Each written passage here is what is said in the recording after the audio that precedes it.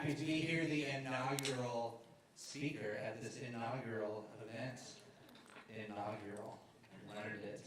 Hi, my name is Coleman Yoakum. I, along with several friends, started an organization a couple years ago called Micah Community. We're in Pontiac, Michigan, which is a northwest suburb. But before that all started, we actually kind of got our start back in Searcy, Arkansas, while we were students at Harding University. I got roped into doing jail ministry with a friend of mine, which is not in my nature. I have a deep-rooted fear that I will actually go to jail for something that I didn't do. I have dreams about it. It's one of my irrational fears, along with shark attacks. So he said, let's go do some jail ministry together. I said, okay. We went, and it was a lot cooler than I expected. I had a lot of, preconceived ideas and things like this, but once I got there, started talking to guys and meeting guys, and they were cool. And they were guys who had families, and guys who, I grew up not far from Harding, and so they were folks who were coming from a lot of same neighborhoods that I had grown up in and knew folks in, things like that. Sort of through conversation, I started finding out that a lot of these guys were from a neighborhood there in Searcy, about a mile from campus. My best friend Dylan, who was also doing jail ministry with me at the time, we said, what if we just grab a soccer ball, walk down into that neighborhood and see if we can meet some of their kids and start playing soccer and seeing if we can make a difference in that neighborhood. Weird idea. I don't know. Never heard of anybody doing anything like that. We're like, oh, let's try it. So we grabbed a soccer ball, we walked, we started playing in this little grassy area, and then here comes a kid. And then here comes another kid, and here comes another kid. And eventually, by the end of the afternoon, we had 10 kids playing soccer with us, and we said, that was interesting.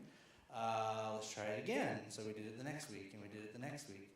And as we did this more often, all the kids would come out. Eventually, moms would say, where did my kids go every Wednesday at 5 o'clock? They came, and they got to know us. There were a lot of kids who were in that neighborhood who were toddlers, but they were like everyone else in that neighborhood. They were tenacious. And they would get out there, and they would try and play, and they would get hit by a ball, and they would cry, and they would run away, and then they would come back 5 minutes later and do it again.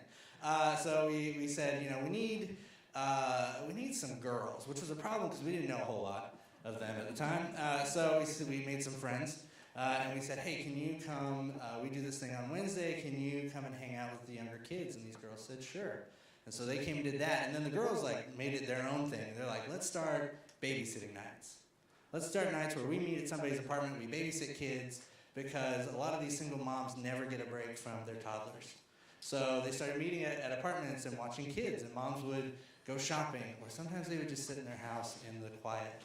And that was great. And then, things started growing. We brought more people in, came up with more stuff to do. Then we started, we were coming up on Easter, and we said, let's do something cool for Easter. What can we do? We're all broke college kids. Well, at the time, we had some friends who had this sort of competition going amongst them to see who could get away the longest with raising barnyard animals in their dorm rooms. So we knew dudes who had chickens. We knew dudes who had ducks. We knew a guy who had some rabbits. There was some guy who was like, I have a ferret. And we're like, no, you're weird. And then, there was a church in town that said it was too much to plan an Easter egg hunt on Sunday. So instead, why don't we do it on Saturday? After their Easter egg hunt, they threw away all of their eggs. We dumpster dove for their eggs. We took them, we refilled them, and we had a big Easter event in that neighborhood with those kids. And it just kind of grew into this thing, and it was awesome, and it was a lot of fun. And we sort of hit this moment where, Harding is a great place because so many people, I'm sure it's like Pepperdine, where so many students are from out of state. And they get there, and they jump in, and they make great relationships, and they get plugged into really cool ministries. And then graduation comes, and everybody moves home or to Nashville. So we said, we got together, and we said, guys, let's stick together. We're really good at this. We really like it. Things kind of grew from there. Several of us, we're still doing jail ministry, knowing guys who were getting out of jail who didn't have a place to live. So I took it upon myself to get a single room in the dorm and let guys who just got out of jail live with me in the dorm. I didn't tell anybody about that, but now you know. So things like this, and we said this is weird and it's different, but I think it's a lot like what the church should look like. And I don't think church was ever meant to be not fun. I mean, there are guys who are getting beat up and who are getting killed in acts, and they're walking down the street rejoicing. And I think a lot of that's because they get to do ministry with their friends, and they get to see the way that it's really changing the lives around them, and through that, changing the world. So we said, let's keep doing this. And so we all settled on moving to a northwest suburb, just north of Detroit, called Pontiac. We looked for a neighborhood with high crime, high foreclosure, high unemployment. I told my mom, she cried. So this is the area that we settled in, and we through reading Acts together, we said, man, there's that verse in Acts 2 that says, and the church had everything in common. I think we read that verse sometimes, and I think the cheapest thing that we can do to that verse is make that verse about money. I think that they were sharing so much more than money. So we said, we're going to start a ministry, and we want to do like this kind of work in a neighborhood. We need to share a neighborhood.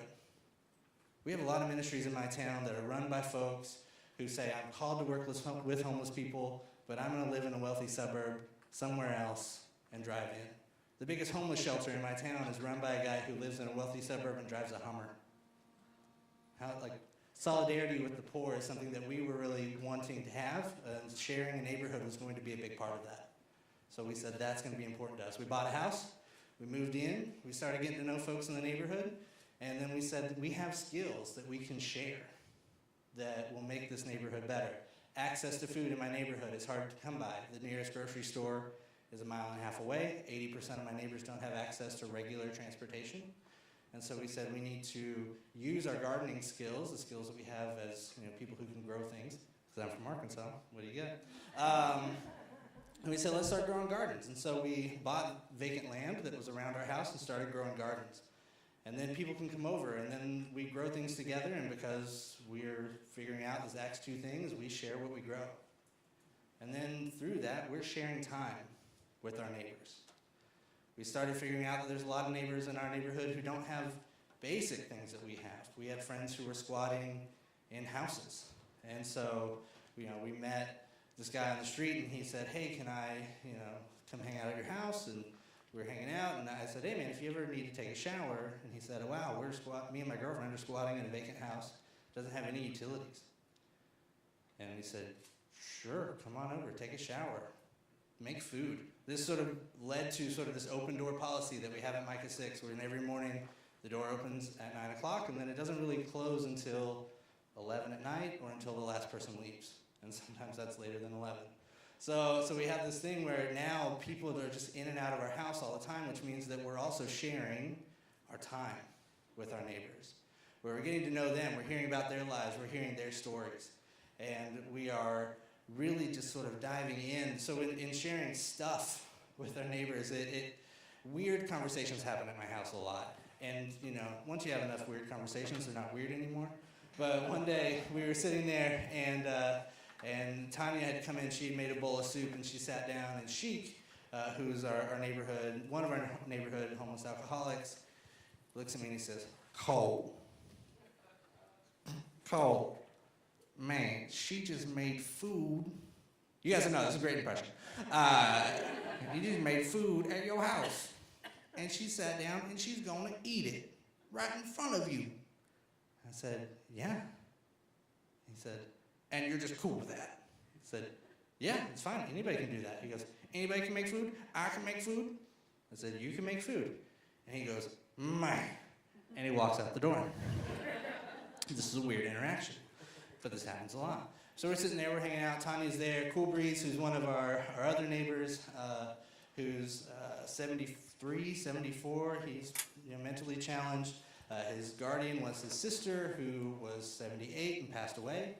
And so Cool Breeze is out on the street by himself. Cool Breeze is hanging out at our house. He makes coffee every day. He announces his presence by just walking in the door and going, Cool Breeze. And we say, hey, Cool Breeze, how's it going? He goes, pretty good. And he goes and he makes coffee. Anyway, so we're sitting there, we're talking in our living room, and we hear down the street, I'm going to make food. And we look out the door, and Sheik is yelling at everyone on the street, Cole said I could make food at his house. You know Cole at the end of the street. And we're like, what in the world? Sheik had gone to the gas station at the end of the street and bought a stack of ramen this tall and was coming back. And Sheik has a stash of ramen at my house that he cooks because he can cook at my house. And that's different to him. He'd been eating cold ramen for years because he didn't have a place to cook.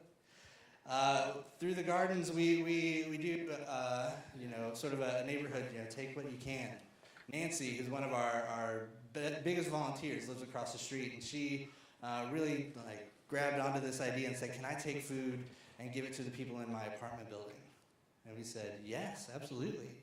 So our hospitality and sort of the sharing idea has now become contagious in my community, where people are taking things that they helped grow and that they are sharing with other people. And so then we go to a community barbecue where we meet some people who just moved into the neighborhood, and they say, hi, are you Coleman? I say, yeah. And they say, oh, I've had green beans from your garden. I've had cucumbers. I've had whatever. And so now, the love of our garden is reaching people before we ever get to meet them, which is a really cool thing that we did not expect in my neighborhood. In our neighborhood, we share challenges. We have neighbors who are consistently in addiction and falling back and forth in and out of addiction. We have neighbors who are struggling to reconnect with their families after years of being alienated because of drugs. We share the challenges of having a job. We have David is one of our neighbors, and he came to me one day and he says, Coleman, I got a job. And at Micah 6, we love jobs. We're like, yes, great, awesome. What are you doing? He says, I'm working at McDonald's. I'm like, okay, where? He says, Dixie Highway, which is 5 miles away. I'm like, what in the world? How did you even get there to get a job application? Whatever. He says, I'm going to need help getting to work. Can you give me a ride? This is one of those moments where, this is another thing that we share is, yes, that is a hurdle for you, and I will share that with you by taking you to work every day. When do you have to be there? I have to be there at 5 o'clock in the morning. I will not be sharing joy with you at 5 o'clock in the morning. I will take you there. We will do it. It will be great. I will not like it. And so this is sort of the things that we share together in my neighborhood. And finally, we share hard things. We share those hard things, like when Yesenia, who's 17, with 2 kids, finds out she has breast cancer. We work through that with them and with their family, and we're there because that hurts us. But then we also share celebrations. Robert is coming up on 1 year of sobriety, and that has been a group effort, between rides, between encouragement, between calls at 1 o'clock in the morning, between us being the numbers that he calls all the time when he needs help. Therefore, whenever he sits on his phone, we get the pocket dial at 3 a.m. We share in that. We share, even today was a great moment because we were all sitting at dinner and our phones sort of all simultaneously go off together, and we looked at each other, and it was a notification on all of our phones because we had all been tagged. My whole team had been tagged in a post from one of our homeless people, Brandy, that her housing voucher had gone through. So we are all celebrating with Brandy today because she got a house, and that's exciting to us. And so Acts 2 is changing my neighborhood. And an Acts 2 attitude is changing my neighborhood in a lot of the same way that it was supposed to change the world. Because that verse is about a lot more than money. Thank you guys so much.